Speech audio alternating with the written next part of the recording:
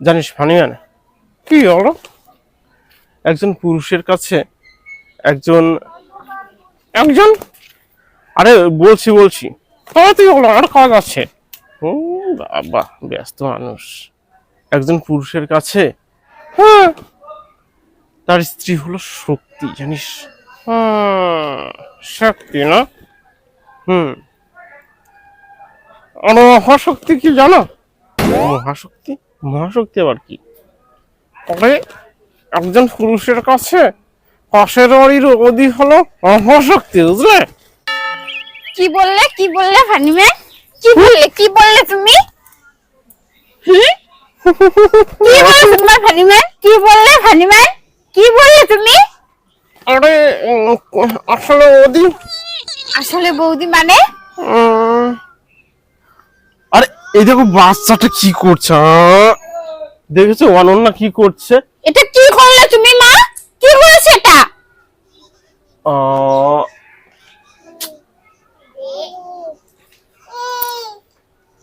তোলো ফানিম্যানের কথা ছাড়ো।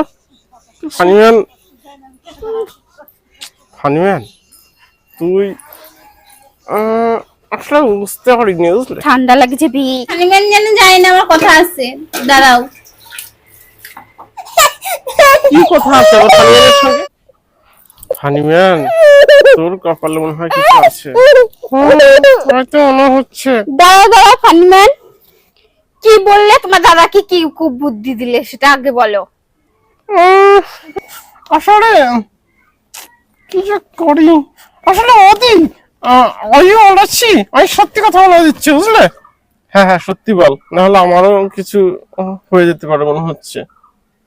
হ্যাঁ সত্যি বলছি। আসলে হয়েছে কি, আমি দাদাকে বলছিলাম পাশের বাড়ির অদি হলো মহাশক্তি। পাশের বাড়ির বৌদি হলো মহাশক্তি। ওরে হ্যাঁ পাশের বাড়ির অদি মহাশক্তি। কি বলছিস রে? হ্যাঁ আরে সত্যি কথা অদি, সত্যি কথা। দাঁড়াও, তোমার হচ্ছে। আরে আগে ওর কথা শোনো। কি শুনবোটা কি? আরে যেমন তুই আর পাশের বাড়ির অদি, হ্যাঁ হ্যাঁ। হ্যাঁ, তাহলে তুই আমার কাছে মহাশক্তি না? ফানিম্যানের এই মাথায় এত বুদ্ধি নিয়ে কি করে ঘুমায়? হানিয়ান তুইও বাঁচলি, আমাকেও মোটামুটি হয়তো রক্ষে দিলি। কেমন হলো অদি? তুই হলো মহাশক্তি।